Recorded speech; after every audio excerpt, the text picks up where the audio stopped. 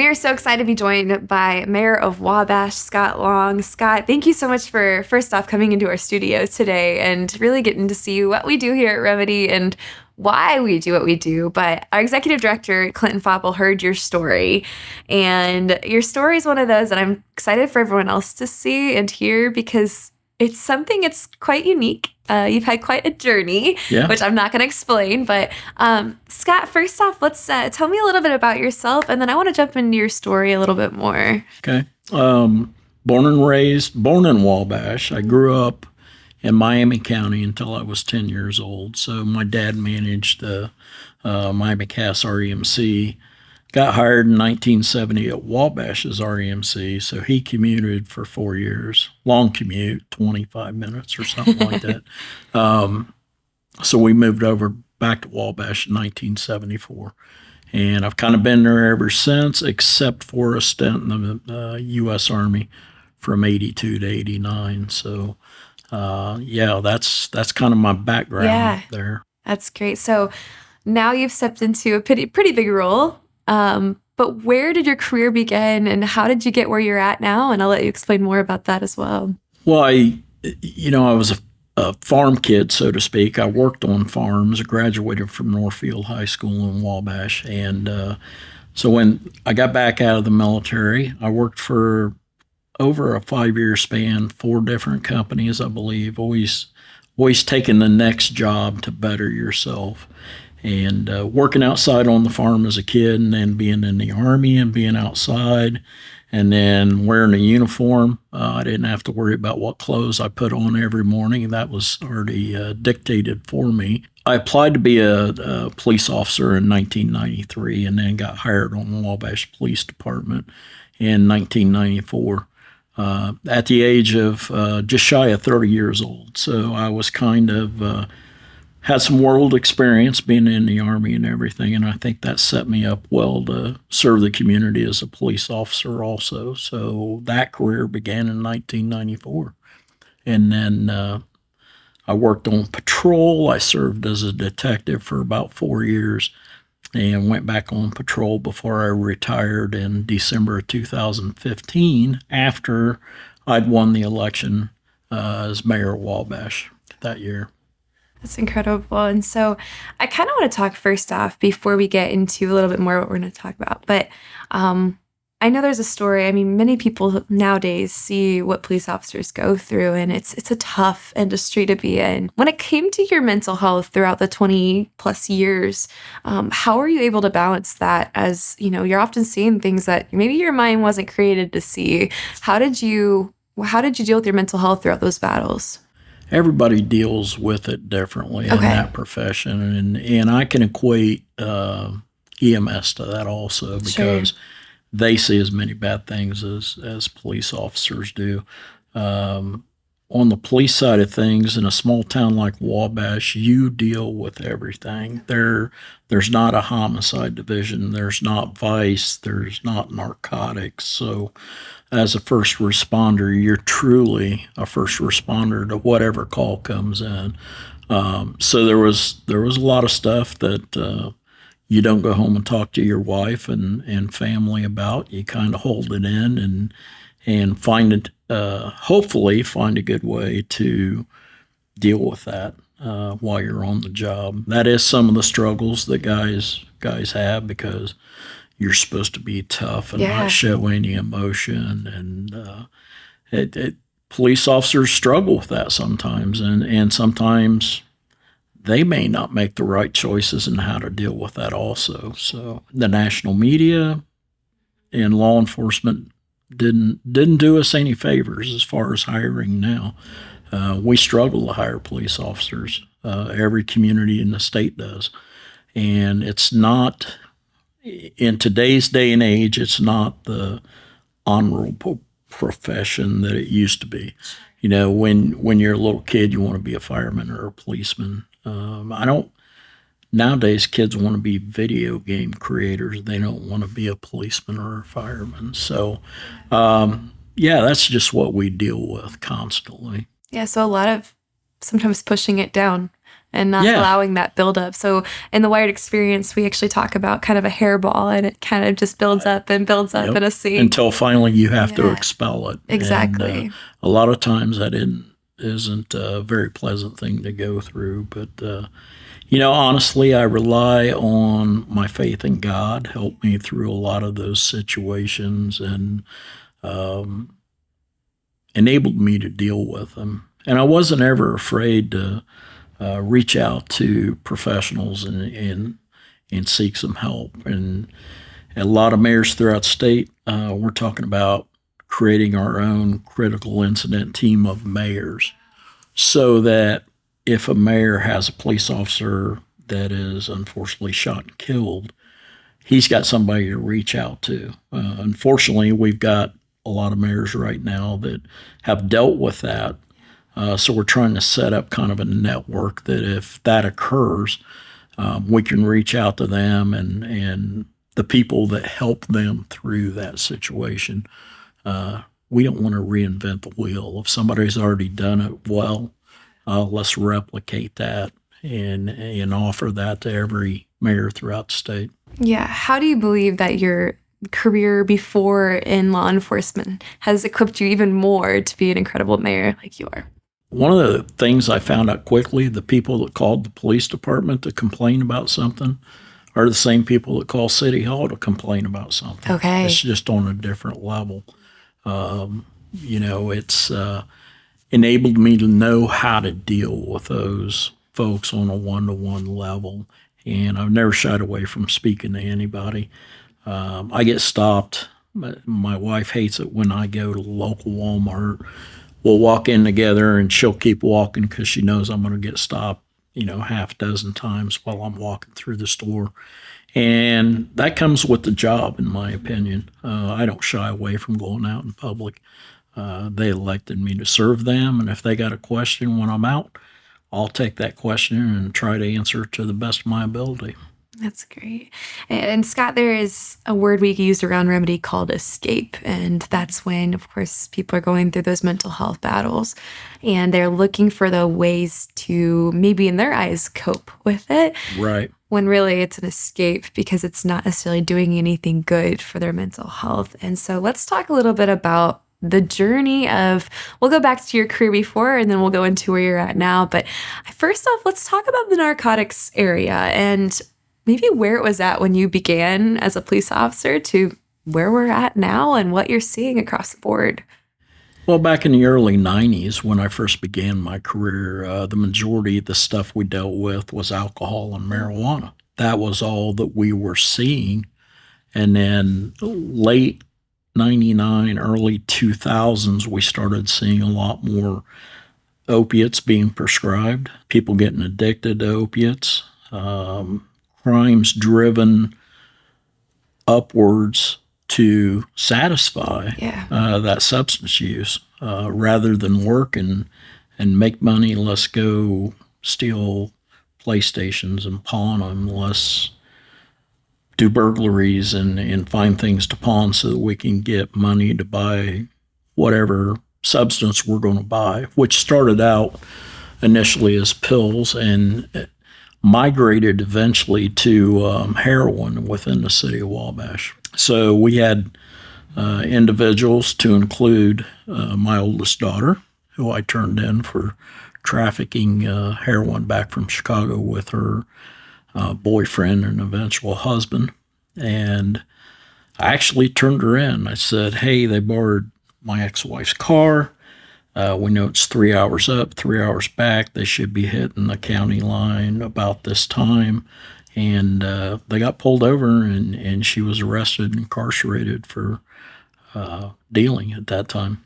So I didn't feel like I'd had any other choice. I had her in treatment, and she continued to do the things that, I'm a police officer.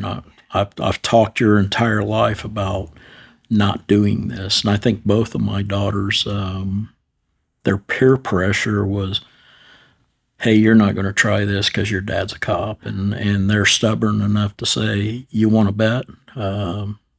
And I think that's how it started. I really haven't drilled down on that conversation. And they're both in their 30s now, and I've been dealing with it since they were in high school. Wow. So since about 2005. So now we're on 18 years of dealing with some form of addiction with one of my daughters at this point. And addiction's one of those things that it's not like you can just drop it tomorrow. It's just there's so much. So throughout your experience, career, but also personal life, maybe what would you say to addiction now? I mean, it's such a general question, but when that word comes up, what goes through your mind? Well, first and foremost, all the young people I've talked to and all the people I've dealt with in my career, they didn't wake up one day and say, I want to be an addict. I don't want to take these drugs. But I think in my experience in law enforcement and with my own daughters, they get beat down so much on social media and in the regular media about this is the way you need to look, this is the way you need to act, this is the way you need to do this. And it's an escape. In order to escape all that pressure of being that thing, they look for some way out. And unfortunately, they've turned to opiates, and it just numbs the pain that they're feeling. Secondary to that, I think the men in their lives then use that substance to control them. And I've seen it multiple times with my youngest daughter. She's going through the revolving door of getting clean, getting sober, going to prison, coming out, getting a job, doing well. Oh, I'm going to make a trip and see the father of my children. Next thing you know, she's relapsed, and we're right back where we started. So that's got a lot to do with it in my mind, especially from the female perspective. Male perspective, as far as that addictions, I don't have that much insight because my son was never, he didn't fall into an addiction of any kind. So hard to describe, the male psyche. That seems like mainly we dealt with arresting them for dealing, not necessarily use, so to speak. I believe there's a lot of parents that are in the same shoes that you're in, Yeah. and who sometimes probably feel hopeless and don't know what to do in those next steps. What would you say to those parents that either are in your shoes right now or who may be in your shoes at some point? Well, first and foremost, and I've said this for years, you raise your kids to make good decisions. But once they hit a certain age, you hope that they have taken that and are willing to make good decisions, but there's no guarantees. Once they hit their teenage years, they're kind of on their own, and the decisions they make. I have been one. I've only bonded any of my kids out of jail one time. And that was when my ex-wife, their mother, passed away, and I bonded my daughter out to go to the funeral. And she violated bond, so that $900 I spent to bond her out's gone, unfortunately. But you raise them to make good decisions. You can't guarantee they're going to make good decisions. So that's the advice I have. Just try to raise them to make good decisions and instill in them there's a lot of life ahead of you. Don't waste it on 20 minutes of fun, so to speak. Yeah, definitely. I know we'll talk a little bit more personal here, and then we'll go into, I want to hear about being a mayor and the challenges that has, I'm sure. Yeah. But how do you take care of yourself when on your hard days? What's your coping versus escaping? Well, as we talked about before we started the interview, I'm raising 3 of my grandchildren, and I've adopted 2 of them. So when I pick the 2 little ones up from daycare and we hit the living room at home, generally I don't have a lot of time to cope with it because they jump on my lap and that's where we're at. And then it's time to make dinner, and then it's time to get ready for them to go to bed. And by that time, I'm exhausted. And a lot of times I want to go to bed before they want to go to sleep. So it's just kind of, you just get up and deal with it. Every morning I get up 6:15, hoping that I'll have 20 minutes to 30 minutes to myself. Most days it works. Some days, like this morning, 7-year-old got up right when I got up at 6:15. But it's just and I have people say, I don't know how you do this. And I said, well, you just get up and do it. God's put me in a place that I am right now, so I'm able to care for those kids. And fortunately, I was able to start drawing my police pension. Wow. Well, the added expenses now, it's just unbelievable from when I was raising my kids to go and buy a box of diapers for a toddler.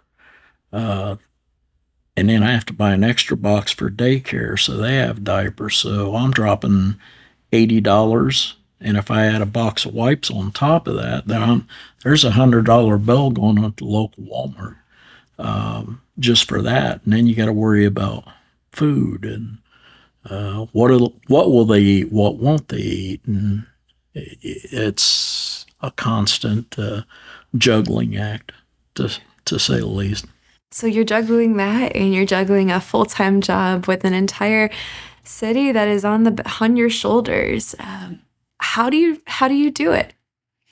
Well, I look at both of them as home life's an escape from the mayor, and the mayor's an escape from the home life, so to speak. Yeah. So when I hit the door of the office, a lot of times I've got so much going on at the office that I don't think about things at home until my wife's retired after 28 years as a department manager to the local Walmart. She'll shoot me a text about something, and it just kind of breaks what's going on. But sometimes it's hard for me to separate. A lot of times I will get a phone call or text message after I'm home about something to do with the city, be it business expansion, be it sewer line repair. Sometimes, you never know what that call is going to be. But to be able to pivot, and that's one good thing COVID taught us is how to pivot and take care of the things that need to be taken care of. And generally, I got a really good staff. My department heads are phenomenal, and they don't bother me unless it's something very important that they need my advice on. But I don't know everything about everything. The only department I feel I have any qualifications for saying what to do is the police department. Well, that's changed so much in the 8 years I've been as mayor, and I don't go out there all the time, so I don't see everything that's going on. But it's a balance. I guess that's how I'd put it. It's a balance. And I'm sure, as a police officer, and now I feel like as a mayor, those people in your community are your people. Like, those are your people, and you care about them. Absolutely. Suicides happen. Yes, they do. Communities lose people all of the time. In my former job, I went to many suicides, and I believe you did too. When those happen, those shake a community. How do you deal with it, and what goes through your mind in those moments? Maybe you could talk about when you were a police officer and where you're at now, and how that, I'm sure it shakes you too. Yeah, it does. I remember being called to a house fire, that there was a child that was killed in the house fire, and that's especially tough because as a small town, I knew the family. So that was as a detective. Then after I took office as mayor, we had a father that had some mental health issues, and he ended up killing his son. He stabbed his son in the head, and then took it upon himself to get a weapon out, and he fired at one of my officers with a shotgun. And fortunately, my officer got one pellet in his knee and was fine, and returned fire. And the situation was resolved, not for the best, but it was taken care of. And so that was a different aspect. I wasn't the first responder, but the first thing I did was went to the hospital and checked on my officer, Sure. and then I went to the scene. And I knew that family too, unfortunately, and there was a history of mental health and suicide within that family. So, yeah, there are things that I've dealt with on both sides of it, from a mayor standpoint, because you have to support the entire community, and you have to support your law enforcement officers and your first responders on all aspects of that. So that's again, the experience on the police department, I think, better prepared me for those situations. And fortunately, I don't have too many of those. I mean, we're 10,500 people, so I know most of them, and I don't want to deal with tragedy within the community, but that's life, the circle of life, so to speak. Exactly. Scott, as we start to wrap up here, this is broad too, but when you kind of look back on your years of where you're at now in your profession, you could take this how you want, but what's on your heart? What's that thing that propels you to continue to work every single day? You can take that how you want, but I think there's often things that still propel us to do what God has called us to do. Well, I've always been upfront and open about the issues my family has had. I've spoken to mayors at mayors conferences about it. I've presented at rural mental health summits and things of that nature. And I think what propels me, if I'm able to help one person every day, and I don't need accolades, I don't need the credit. If I have one person come up to me and say, "Hey, thanks for doing this," it makes the job worthwhile. That's what you elected me to do, to serve you and take care of you the best that I know how. That's what propels me every day. And there's a lot of mornings I'll wake up at 3 o'clock in the morning and I can't turn my mind off. And a lot of mayors go through that. You start thinking about stuff, and one thing leads to the other. Well, we're taking care of this situation, but directly result of that is this situation. And then the fortunate news is you have businesses that want to expand in your community locally, and we just went through that with Ford Meter Box, which is a global corporation exporting to 68 countries, and they want to do an expansion. You're like, okay, we can't screw this up. We have to do this right. Then that leads to, oh, well, we have to extend the sewer line so that we can serve this new location. And it's hard to turn it off sometimes, honestly. But yeah, just helping people. I've within the last year, I look back and I thought I have served other people over half my life. I want to continue to do that. And fortunately, like we spoke about, the election's tomorrow. I'm unopposed. So the campaign's been really easy this year, I'm sure, as it was 4 years ago. So hopefully I'm doing something right and the people trust me to keep doing what I'm doing. That's incredible. Well, thank you for coming to the Remedy Live studios. Thank you for sharing your story. I know what's on my heart is that there are parents that are going through similar things. And grandparents. And grandparents, exactly, that just need a little bit of hope. And here at Remedy, that's what we're about, is just hope. We need someone to say, I've been in your shoes, but you're going to get through it. And someday you're going to get through it. It's how it works. But thank you for sharing your story. Thanks for doing what you do for our community and what you've done for our community. And we'll have to have you back soon. And we always love updates, but thank you for sharing your story. I appreciate that. Thank you very much.